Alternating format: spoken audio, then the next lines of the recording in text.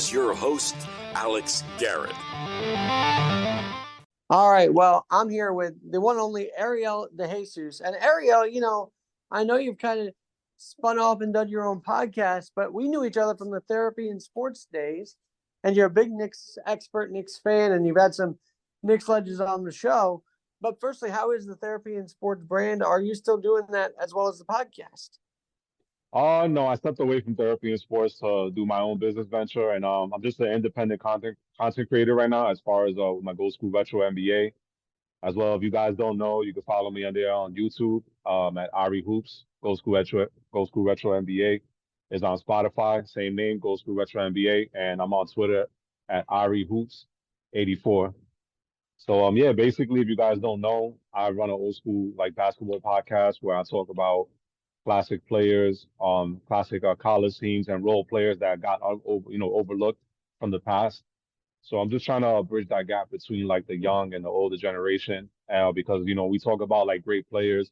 You don't hear about the Wes Unsells, you don't hear about the Phil Cheniers and Alex Englishes of the world, and also people don't know about the role players that help teams win championships like Robert Ory, Mario Ellie, and a slew of others. So I'm here to educate people on the game that don't know about it and bring back and relive the past from people that did see these players coming up. All right, I'm looking through the links you've sent me because you've had some really great podcast episodes so far. I mean, the Muggsy Bogues interview. I mean, you got to interview Muggsy. What was that? I never got to interview him, but I have the only player I've gotten to interview was former Atlanta Hawk Elgin Rakasner. Back when I was a part of VSN, I set that up myself. But I've been working on trying to. As you guys know, I've only been doing this for about a few months now, so it's still in its baby stages. So eventually, I'll start getting the physical meetups. But I have gotten them to show me love. I've had Muggsy Bogues retweet the show and like it. I have Mark Price, the tribute I did for Mark Price. He retweeted it and he liked it. So there's a lot of people that have been showing me love, well, players and stuff. They like my tweets, so they retweeted. And recently, Alex English's son, he retweeted my tribute I did for him, and they appreciated it. And Knicks legend Anthony Mason as well. I feel like, as you know, I love history and I love sports history, and I feel like by you doing all of these historical things, you're educating, as you said, the younger generation. And what's that mean to you to be that kind of educator? Because oftentimes we often debate with no facts, just emotions, right? And I think you're bringing facts into this. Yeah, and that's what I like to do. I mean, I'm sure you see what I post on Nick's Twitter. I go at it with people all the time, debate them. And this is what I always say. I'm always up for a good debate, but when it gets personal or things outside of basketball or things that are just made up, that's when I eventually tune out. And it's the reason why I wanted, because originally I came into the content creation game. My original goal was to be a Nick content creator. But when I started realizing that it's kind of like an oversaturated market, I wanted to do something a little different. And I said, heck, well, I have a really deep passion for old school basketball because you got to remember I started watching basketball in 1990 because I had uncles that were big time basketball fans. And the first game I ever watched was the Knicks versus Bulls, and I couldn't get off it after that. I caught myself watching college basketball, high school basketball. And put it this way, any basketball that I could watch, I would do it. And if you don't know, I played basketball all throughout my childhood. I played high school. I played in junior high school. And I have a deep love because, like I said, it brought me out. I don't know if you know where I grew up in. I was surrounded by a lot of negativity. I grew up in a really rough part of the South Bronx, and basketball kind of kept me away from the streets a little bit. So that's why I grew a love for the game because it kept me out of trouble while all my friends were joining gangs and getting arrested. That's why if you notice, that's why I hold the basketball in my hand during the video because I hold that ball dear to me because when I say ball is life, ball was life for me because it got me off the streets and kept me on a straight path. And I know you turned into a huge fandom. I mean, I saw you outside of Barclays Center. I can't believe that was 2 or 3 years ago already for the draft. Mm-hmm. And you have such a passion for the Knicks. You kind of loved hearing that Knicks name resonate through the Barclays Center. And I could just tell that you have that passion for basketball. Sure. To you, from a spectator position, from a player, how has the game evolved and has it evolved for the better? The game is, I mean, since I grew up watching it, I mean, you had international players. I mean, you didn't have a lot. I grew up watching Arvydas Sabonis, Drazen Petrovic, RIP. And and seeing a couple of guys, Dead Less Shrimp was a prime example of one of them. Another a great player. Who else? Who else got at the top of my head? Oh, Sarunas Marciulionis. I grew up watching these guys, and there was only a handful of them in the league at that time, in the late '80s, early '90s. But seeing how the game has evolved, where it's become Euro, I mean, you got basketball globally now. You got it in New Zealand, you got it in China, you even got the Basketball Africa League now, where they're grooming players to come into the league and get drafted or go into recruited by colleges. I think it's evolved so much, and it's great for the game because it brings a lot of different parity, a lot of different dynamics. Because people are taught in Europe a little bit differently as far as like their skill sets, and you can see it when they game how the high intelligence is, and that's no lie because we have the best players in the world, obviously in the USA, but there are also some really pretty good players all around the globe. So when you look around the league, you got China, you got Yuta Watanabe, you got players from Germany, you got players all over the world, Spain, coming into the league, and it's just it's good for the game. I think the game has evolved, especially from when I grew up watching it. As All far right, as like well, their Euro playing players and all that. I knew you were a big Knicks fan. I didn't realize the whole backstory of you following in 1990. And man, you joined at the right time because the 90s saw the Bulls. And I feel like that was maybe one of the first great exposures for you as a kid to watch the game, is to see Michael Jordan, Scottie Pippen. I mean, did the 90s Bulls hit you differently than maybe, say, having just grown accustomed to the game? Did that team hit you in any way? Yeah, it taught me what greatness was. I mean, as much as I hated them, and as much as I despise them, even to this day, just hearing Michael Jordan's name. But you got to tip your hat to them. I mean, they were a winning organization. I mean, this guy stuck with them, stuck with his original team that drafted him, even through bad years, carried them.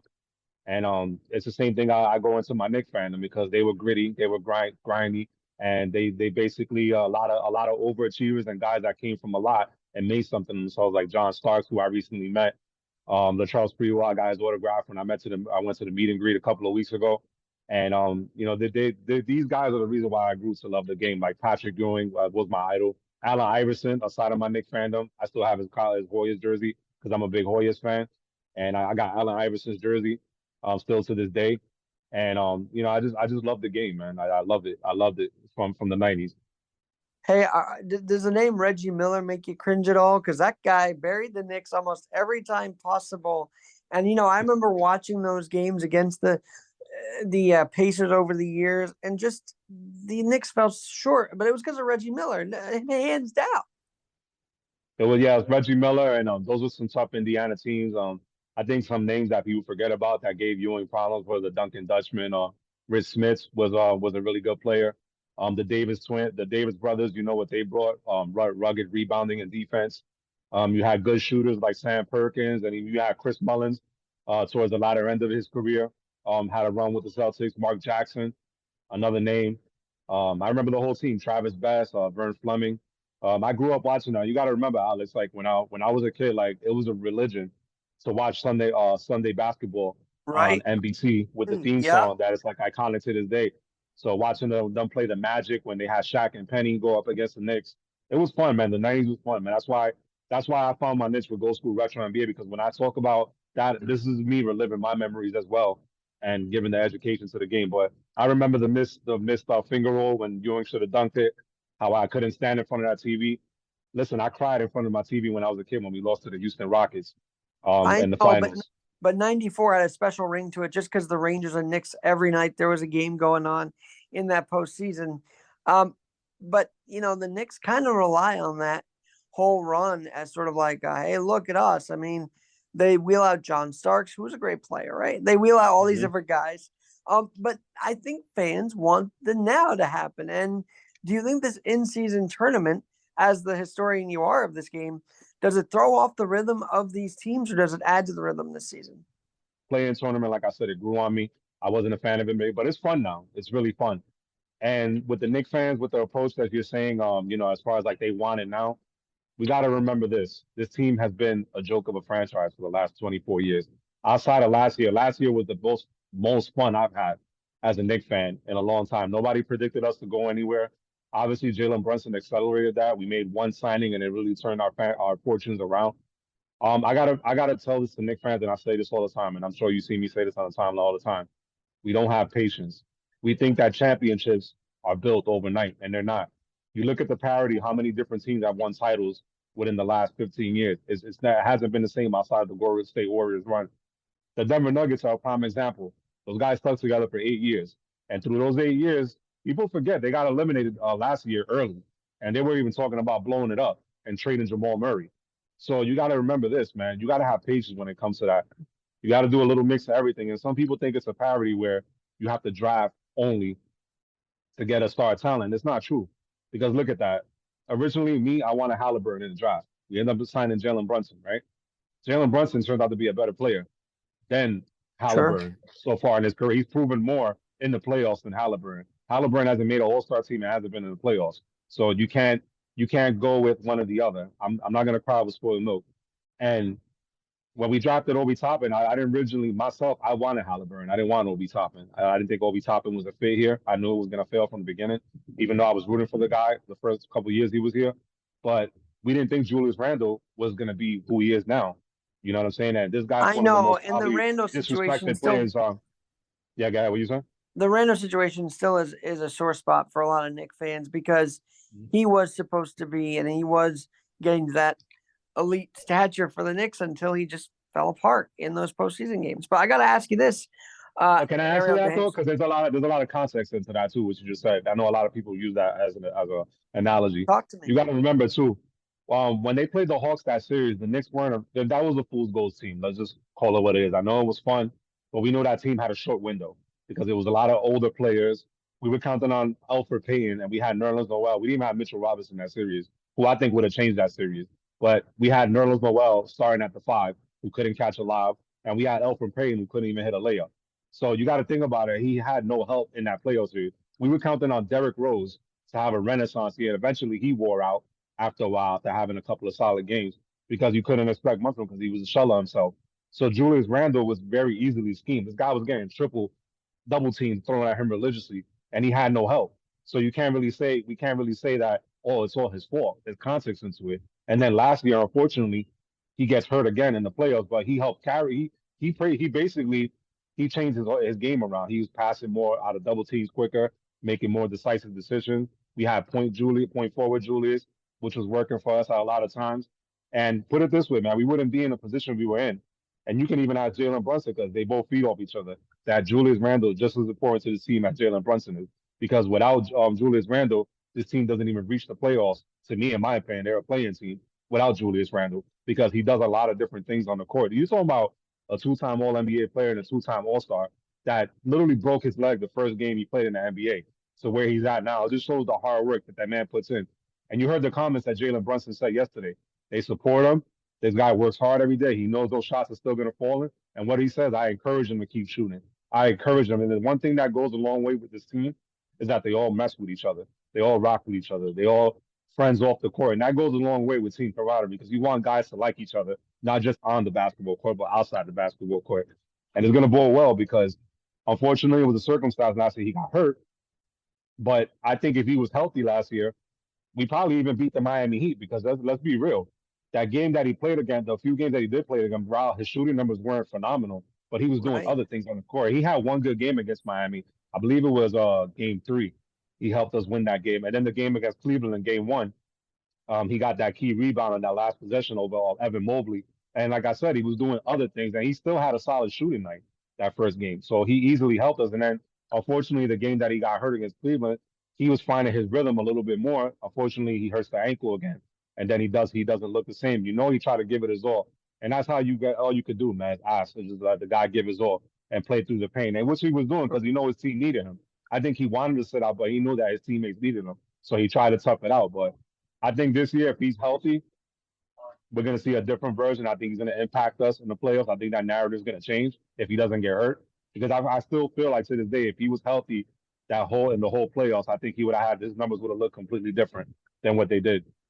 Ariel DeJesus is my guest. A couple of things before I let you go here. Golden School Retro. Do you talk about compare and contrasting the Knicks from today and the Knicks from yesteryear? Do you see analogies? Do you see parallels between Knicks greats then and Knicks, outstanding players now? Yes, you see a little bit of like I always compared Josh Hart, even though he's not as good as a shooting 3-pointer as John Starks. He's kind of like what John Stark was, a high energy, a character guy, a funny guy, a guy that plays with a little bit of heart and emotion. Obviously, I know you've seen it.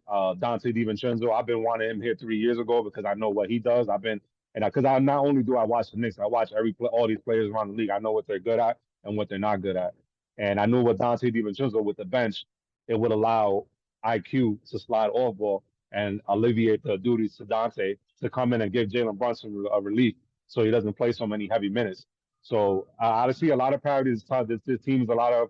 Obviously, Thibodeau is a grit and grind coach. Rebounding, he demands defense. Rebounding at a high clip, and that's that you see a lot of players, and he gets the best out of all of them, regardless of all the critiques he get. He makes his teams best. This guy makes the playoffs. He puts rosters in the best position to make the playoffs, and we can't say that about a lot of coaches. A lot of coaches have been coaches for years and they haven't even sniffed the playoffs. And this It's man just literally that makes the playoffs every year. that playoff thing is a monkey on Thibodeau's back still, which he's got to get rid of somehow and keep winning in these series. Now, you know, I was getting a little nervous when Thibodeau was hired because he was pretty much excommunicated from Chicago, and I was worried the cohesiveness of the Knicks would be not there for him. But they gel for him, don't they? They did, and you could see the first year. If you look at that roster, I go back to that again. That roster wasn't that good, and he got the best out of Reggie Bullock and all these guys and made them actually go on to play, make the playoffs. The Knicks came off. I remember before Thibodeau got here, the Knicks were a mess as far as like now there was no talent. We didn't know anything that we had. We didn't have a point guard for years. We didn't have no kind of culture. And Thibodeau has established that culture where the Knicks are not a laughing stock anymore. You're not going to come to the Garden and think everything's going to be a breeze and you're gonna walk all over the Knicks. You know when you play the Knicks, and you can ask a lot of players around the league, they say they leave with bruises when they play the Knicks. The Knicks play very physical, and that's Thibodeau right there. Thibodeau comes from the old school Van Gundy coaching school, and he gets the best of his players. And last year he had his first best roster, and we literally came one bad possession away and one win away from making the Eastern Conference Finals against a team that made it to the finals. So Right, that alone right right. there should tell you something.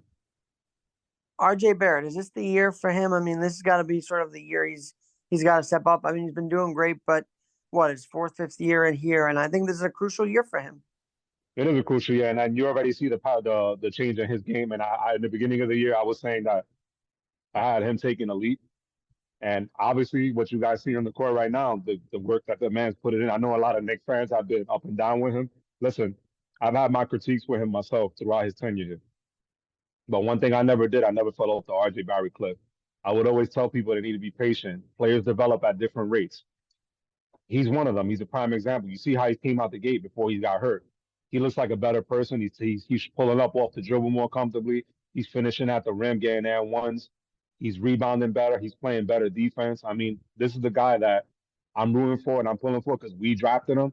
And I think it's a victim of circumstances too, because he was drafted, behind, Ja Morant and Zion.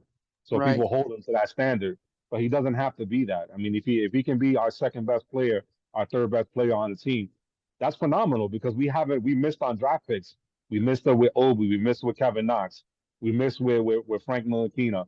And this is the guy that we drafted that we should ride with him and support him because ultimately I think he's going to have one of his best years. I got him having an All NBA year. I think he's going to make his first All Star team. I thought last year he stepped in a pivotal time for the team, and he's going to do it again this year. Now, you're a Knicks fan. Obviously, you're a basketball fan. For a while there, I thought the energy at Knicks games was kind of down at the Garden, but have you gone recently and you continue? Can you tell a change in energy in the Garden now? I could tell a big change. I'm gonna give you a prime example. I was there first opening night last year when they played the Detroit Pistons, and that game felt like I never felt that energy in the Garden in a while. Put it that way. It was the first game.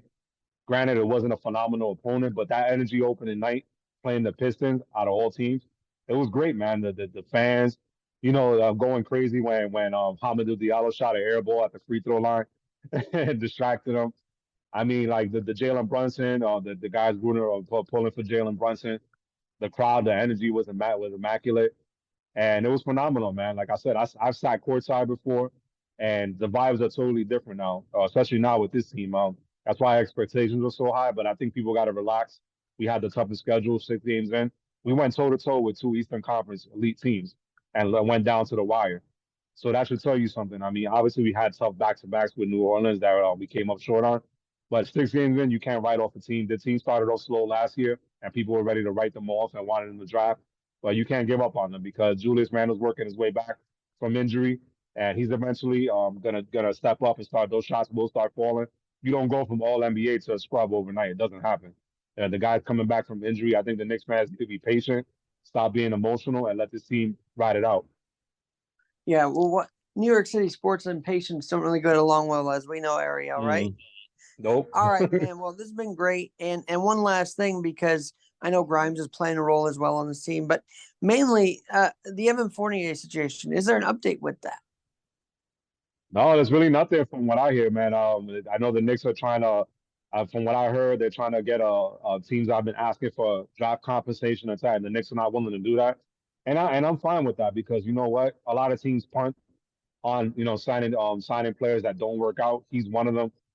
He's been in Tibbs' doghouse because, like I said before, he's not really a great defender or a solid defender or doesn't give much effort at that end. And when that 3-point shot ain't falling, he's a liability on the court because he doesn't really add anything else. So you got other players that are a little bit better that are in front of him. So you got to obviously make him happy and make the Knicks have to do what's best for them. So I think they waited out until the right deal comes along. If not, I see a buyout and just letting him sign with another team. All right, man. Well, this has been great. And please come back after the in-season tournament is over. You know, I believe this is all November. So come back late in early December. We'll catch up more. And I got some questions for you down the road, but I want to get this intro podcast completed. So thanks for joining me, Ariel DeJesus.